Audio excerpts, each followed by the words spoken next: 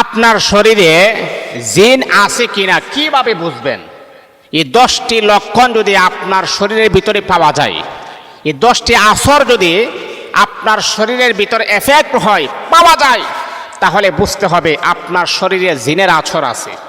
আপনার শরীরে জিন আসর করতেছে, যেই কোনো মুহূর্তে জিন আপনাকে ক্ষতি করবে।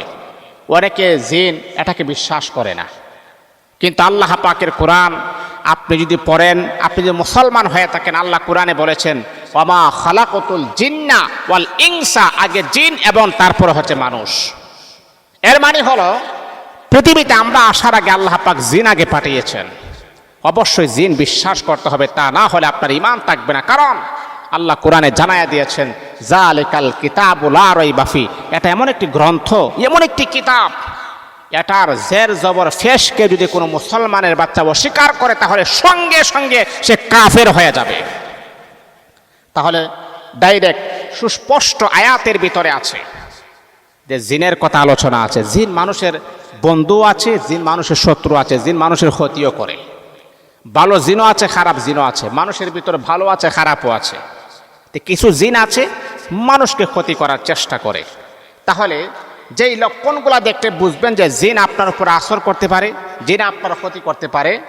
আর মনে রাখতে হবে এই লক্ষণের ভিতরে আমি আপনাকে সাজেস্ট করব কি রকম লক্ষণ হলে জিন আপনার, কিছু জিন আছে আপনি ঘুমানোর পর আপনাকে ধরে, আবার কিছু জিন আছে জাগ্রত থাকার পর আপনার শরীরে আসর করার চেষ্টা করে।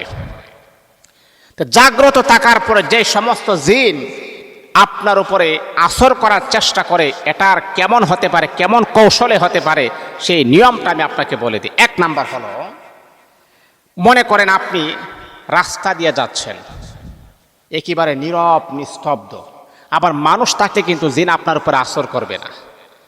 ধরেন আপনি রাতের অন্ধকারে একেবারে নীরব নিরিবিলি পরিবেশে, কেউ নাই, কোনো শব্দ নাই, কোনো পশু পাখির কোনো আওয়াজ নাই, গোরস্থানের পাশে দিয়ে আপনি রাস্তা দিয়ে হেঁটে হেঁটে যাচ্ছেন, কিন্তু আপনি অনুধাবন করতেছেন মনে হয় কেউ আপনাকে ডাকতেছে, আপনার পিছনে মনে হয় কেউ আছে, এটা আপনি অনুধাবন করতেছেন। আপনি অনুধাবন করতেছেন যে মনে হয় আপনার পিছনে কেউ আছে, হ্যাঁ, কেউ আপনাকে ডাকতেছে, এমনটা মনে হচ্ছে আপনার। তাহলে আমি আপনাকে সাবধান করে বলবো, এই যে গাড় ঘুরিয়ে এইভাবে তাকাবেন না।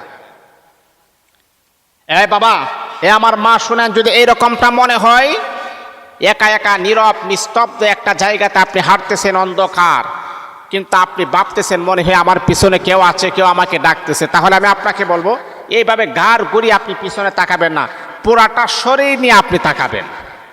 কথাগুলা বুঝাইতে পারছি?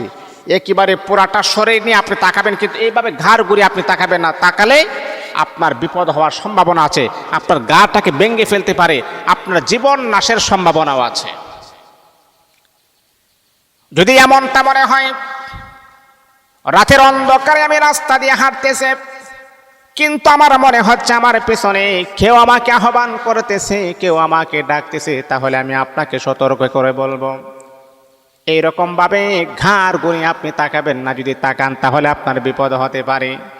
এ আমার মা ও আমার বাবা, যদি এমনটা মনে হয় তাহলে বুঝতে হবে আপনার শরীরে জিনের আসর আছে, যে কোনো সময় জিন আপনার ক্ষতি করতে পারে। কিন্তু আপনি যখন আয়াতুল কুরসি বিভিন্ন দোয়া যখন আপনি পড়বেন, ওই সমস্ত জিন আপনার কখনো কোনো ক্ষতি করতে পারবে না। তাহলে 1 নাম্বার চিহ্ন হলো জাগ্রত থাকা অবস্থায় রাস্তা দিয়ে হাঁটতেছেন, ভাবতেছেন মনে হয় পিছনে কেউ আছে, কিন্তু আপনি ঘাড় ঘোরাবেন না। তাহলে এই আসরটা যদি প্রকাশিত হয় তাহলে বুঝতে হবে যে জিনের তাবা আছে, জিনের আসর আছে। এটা হলো 1। 2 নাম্বার হলো আপনার ঘন ঘন মাথা ব্যথা, মানে সাপ্তাহিক 2-3 বার 3-4 বার আপনার মাথা ব্যথা। এমনটা কেন হচ্ছে? মাথা ব্যথার ওষুধ খাওয়ার পরও ব্যথা আপনার ভালো হচ্ছে না। এইরকম সিমটম, এইরকম আলামত যখন প্রকাশিত হবে তখনই বুঝতে হবে যে আপনার শরীরে জিনের আসর আছে, আর জিন যেই মানুষটার উপর আসর করে এইরকম সমস্যার সম্মুখীন ওই ব্যক্তি হয়ে যায়। তাহলে 2 নাম্বার হলো আপনার 7 দিনের ভিতরে 4 দিন আপনার মাথা ব্যথা থাকে, তাহলে আপনার শরীরে জিনের আসর আছে। ভালো একজন আলেমের কাছে যাবেন, তার শরণাপন্ন হবেন। ওই ব্যক্তি যখন আপনাকে কিছু তদবির দিবে, আপনাকে কিছু কোরআনের কিছু জ্ঞান দিবে, এটা এটা তুমি পড়বা, ইনশাআল্লাহ আপনার জিনের আসর, মাথা ব্যথা আল্লাহ পাক রব্বুল আলামিন দূর করে দিবেন।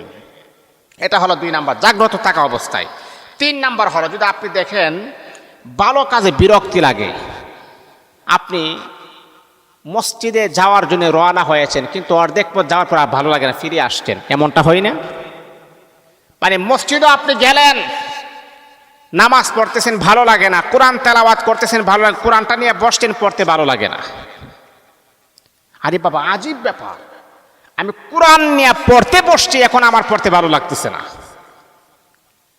বন্ধুরে আমার শোনো, মসজিদের মিনার থেকে আজান হয়ে গেল, হাইয়া আলাস সালাহ, হাইয়া আলাল ফালাহ। এই আমার বাংলা, ও আমার পাবলিক কল্যাণের দিকে এসো, সফলতার দিকে এসো। মসজিদের মাইকে মুয়াজ্জিন সাহেব বড় মধুর সুরে তোমাকে ডাকতেছে, কিন্তু আপনি প্রস্তুতি গ্রহণ করলেন মসজিদে যাওয়ার জন্য, কিন্তু রওনা হয়েছেন, ভালো লাগে না। মসজিদের ভিতরে আপনি গেলেন, নামাজ পড়তেছেন ভালো লাগে না, কোরআন তেলাওয়াত করবেন, কোরআনটা খুললেন ভালো লাগে না। এমনটা যদি দেখা দেয় তাহলে বুঝতে হবে আপনার শরীরে জিনের আসর আছে, যার কারণে এত সুন্দর সুযোগ থাকার পর আপনার ভালো লাগে না, ভালো লাগে না। কোরআন খুলে ফেলেছেন, তারপর কোরআন পড়তে ভালো লাগতেছে না, এর মানে হচ্ছে জিনের আসর আছে। এটা হলো 3 নাম্বার। 4 নাম্বার হলো অতিরিক্ত রাগ, মেজাজ খুবই গরম, মানে অতিরিক্ত রাগ। ভালো কথা বলে রেগে যান, খারাপ কথা বললেও রেগে যান। আরে বাবা, এটা কি এমন কিছু মানুষ আছে না? আর রাগিলা মানুষকে কিন্তু জিনের আসর বেশি করে, রাগিলা মানুষকে জিনের আসর করে, আবার একেবারে নরম মানুষকেও জিনের আসর বেশি করে। তো অতিরিক্ত খিটখিট মিজাজি, ভালো কথাও বলা যাচ্ছে না, আবার খারাপ কথাও বলা যাচ্ছে না। ভালো কথা বললেও রাগ, খারাপ কথা বললে তো আরো আগে রাগ। এইরকমটা হলে, এইরকম সিমটম, এইরকম আলামত যদি প্রকাশিত হয় তাহলে বুঝতে হবে আপনার শরীরে জিনের আসর আছে, আপনার শরীরে জিন আসর করেছেন, যে কোনো মুহূর্তে আপনার আরো ক্ষতি হওয়ার সম্ভাবনাও আছে। 5 নাম্বার হলো আপনি কোথায় রওনা হয়েছেন। মনে করেন আপনি ঘর থেকে আপনি বাজার সদাই করার জন্য বাজার আপনি গেলেন, হঠাৎ করে আপনি অজ্ঞান হয়ে পড়ে গেছেন। এই রকমটা কিন্তু অনেক সময় আপনার হয়, হঠাৎ করে আপনি জ্ঞান হারিয়ে ফেলেন। কি ব্যাপার, সুস্থ মানুষ, কোনো রোগ নাই, কোনো শোক নাই, কোনো বালা মুসিবত নাই, কোনো কিছু নেই, হঠাৎ করে জ্ঞান হারিয়ে ফেলেন। এই রকম সিমটম যদি দেখা দেয় তাহলে বুঝতে হবে জাগ্রত অবস্থায় জিন আপনার উপর আসর করেছেন। এটা হলো 5টা, মানে 10টি লক্ষণ দেখলে বুঝবেন জিনের আসর আছে। একটা হলো এই 5টা হচ্ছে জাগ্রত অবস্থায়, আর 5টা হচ্ছে ঘুমানো অবস্থায়। এখন 5টা ঘুমানো অবস্থায় কি? 1 নাম্বার হচ্ছে শুয়ে আছেন, আপনি শুয়ে আছেন কিন্তু আপনার চোখে ঘুম নাই, ঘুম আসে না। মানে আপনার এমনটা হচ্ছে যে ঘুম আপনার জীবন থেকে হারিয়ে গেছে। আপনি শুয়ে আছেন কিন্তু আপনার চোখে ঘুম নাই। এমনও মানুষ আছে দেখবেন যে হুজুর আজকে রাতটা পুরাটা রাত আমার ঘুমো ধরে নাই। বললাম কি হয়েছে? হুজুর নিজেও বুঝি না, কোনো টেনশন নাই, কোনো দুশ্চিন্তা নাই, কোনো হয়রানি নাই, কোনো পেরেশানি নাই, শুয়ে আছি, এ কাত ও কাত হচ্ছে কিন্তু আমার চোখে ঘুম আসে না। এ বন্ধুরে আমার শোনো, যদি কোন আল্লাহ পাক রব্বুল আলামিনের বান্দা বান্দির যদি জিনের আসর থাকে তাহলে মনে রাখতে হবে তার ঘুম হবে না। তে সে শুয়ে থাকতে পারে কিন্তু তার ঘুম হবে না।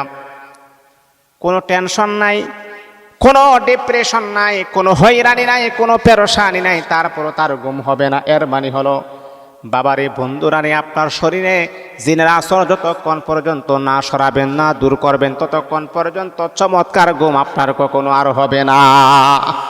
শুয়ে আছেন কিন্তু ঘুম হবে না, এটা হলো 1 নাম্বার, ঘুমান্ত অবস্থায়।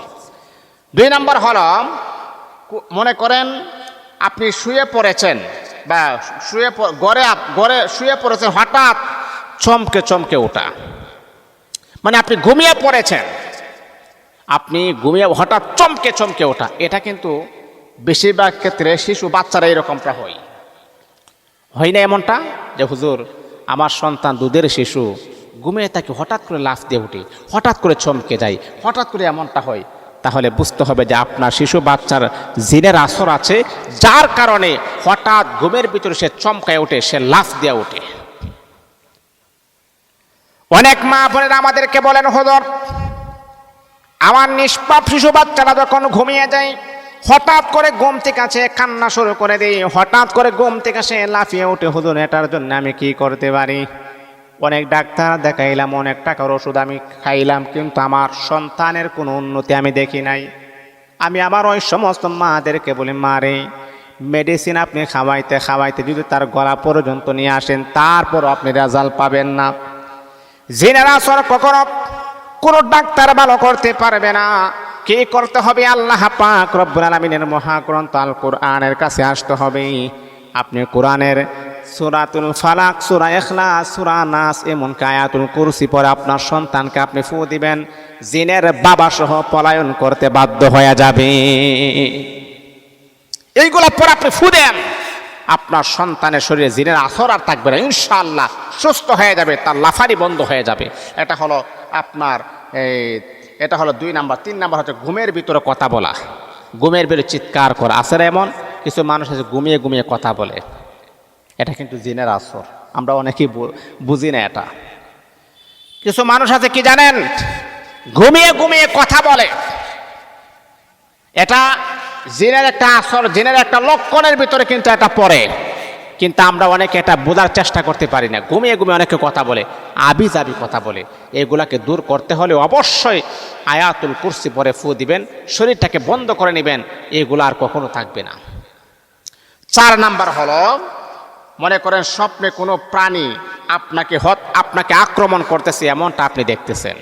আপনি ঘুমিয়ে আছেন, রাতের বেলা স্বপ্নে আপনি দেখতেছেন যে কোনো একটা প্রাণী আপনাকে দৌড়াচ্ছে। যেমন ধরেন আপনাকে সাপ আপনাকে দৌড়াচ্ছে, সাপ আপনাকে কামড়াচ্ছে, অথবা কোনো প্রাণী আপনাকে আক্রমণ করতেছে, তাহলে বুঝতে হবে যে বাবা জিনের আসর আপনার শরীরে আছে, যার কারণে আপনাকে আবি যাবি বিভিন্ন প্রকারের স্বপ্ন আপনাকে দেখানো হয়। এই আবি যাবি স্বপ্ন বন্ধ হয়ে যাবে যদি আয়াতুল কুরসি আপনি পড়েন। একেবারে শেষ, লাস্ট, আপনি রাতের বেলা ঘুমিয়ে আছেন, আপনি স্বপ্নে শুধু খালি কবরস্থান দেখেন, স্বপ্নে মুর্দা দেখেন, স্বপ্নে মৃত দেখেন, বারবার স্বপ্নে মুর্দার মৃত কঙ্কাল আপনি দেখেন, এইরকম আবিজাবি আপনি দেখেন, জিনের আসর আছে বিদায় এইরকমটা আপনি দেখেন। আপনাকে নিয়ে তারা খেলামেলা করে, আপনার ঘুমে ডিস্টার্ব করে, আপনার কাজে ডিস্টার্ব করে, আপনাকে নিয়ে তারা রঙ্গমেলা করে, খেলামেলা করে। এই জন্যে বাবা, তারা যাতে করে আপনার উপরে সওয়ার না হতে পারে, তারা যাতে করে আপনার উপরে বসতে না পারে, তারা যাতে করে আপনার উপরে আশিক না হতে পারে, এই জন্য আয়াতুল কুরসি পরে আপনি ঘুমাবেন। আর এই দোয়াটা সকাল বিকাল 3 বার আপনি পড়বেন, বিসমিল্লাহিল্লাযী লা ইয়াদুররু মা ইসমিহি শাইউন ফিল আরদি ওয়ালা ফিস সামাই ওয়া হুয়াস সামিউল আলিম। সকাল বিকাল এই দোয়াটা 3 বার করে পড়বেন, জিন আপনার শরীরে কখনো বাসা বাঁধতে পারবে।